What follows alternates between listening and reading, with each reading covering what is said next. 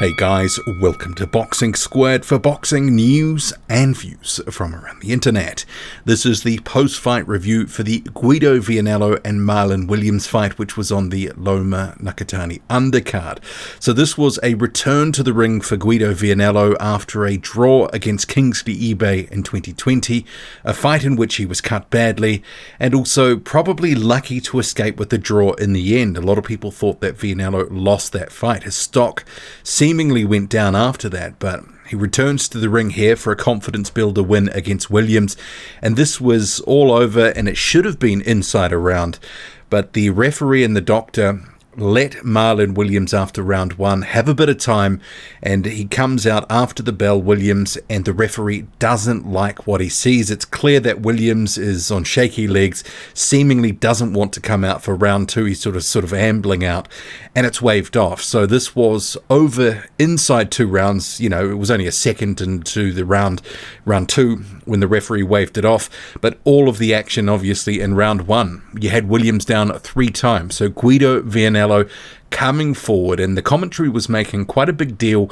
about his footwork, that he's slowing things down because he has linked up with his former amateur trainer Simone de Alessandri, and apparently that when they worked together in the amateurs, 35 fights undefeated. Well, that's what they said on the broadcast.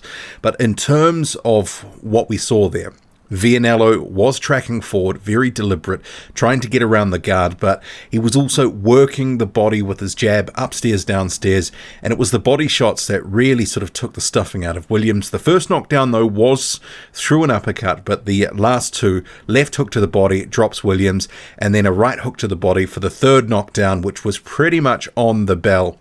And it looked like Williams was done at that point. But he did get the full minute between rounds to recover, and clearly waved off at the start of the second. So I don't know how that affects betting markets or anything like that. Someone else might be able to inform me in the comments. But yeah, if you had round 1 for Vianello, you might be a little bit annoyed. But a confidence builder for Guido Vianello. And after what happened in the eBay fight, he had to recover, had to heal that eye injury, had a pretty nasty cut, and I guess just mentally getting a win in the books, advancing to 8-0 with that 1 draw with eBay. And hopefully we can see him in with some better opposition next time out. It was interesting because they did quote his trainer, basically saying that the 2 years that he spent with Abel Sanchez and then Kevin Barry, that he had sort of developed some sort of Frankenstein style, and that his footwork was just too much, too often, too fast, and it was impeding his ability to fight at a pace which was more suited to the pros. So make of that what you will. His trainer obviously is going to be talking up what he's doing with Vianello, and this is a new Vianello, and that he's going to be sort of making tweaks to improve his performance, etc. We don't really get to sort of see that with this sort of fight because Williams, a much smaller heavyweight, he had a record of 6-1 heading into the fight, but he was 217 pounds, probably could have boiled down to cruiserweight, let's face it. And as soon as he started to get touched up by Vianello, just, even prior to the knockdowns, you could see that the power of Vianello was having an impact and that this wasn't going to go long. But in a weekend where this was effectively the biggest name in the ring, Guido Vianello, it's a very dry weekend for heavyweight boxing. A lot of lower level fights, and you had Sonny Bill Williams returning to the ring after 6 years out of the heavyweight division. But Vianello, the biggest name in my view that was back in action in terms of a heavyweight that's looking to do something, as opposed to Williams, who might be looking for cash out fights, and with Paul Gallen, etc., former rugby league players facing each other, yada yada yada. But overall, it was what it was. Vianello gets the win. He looked okay. I think we have to see more to really know if any of these changes and improvements that we're hearing about are really bedding in. We've seen him before look sharp, land good right hands, and hurt people.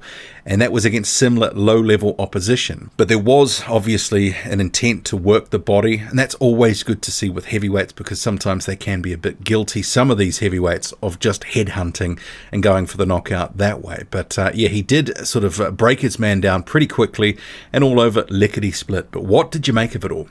And what do you think Vianello's ceiling is? Because obviously after the eBay fight, a lot of people were quite, sort of taking stock of his potential position and his ceiling within the heavyweight division. Interested in your view? Drop a comment loud and often. Hit like, hit subscribe, follow me on Twitter, boxing_squared. I'm out.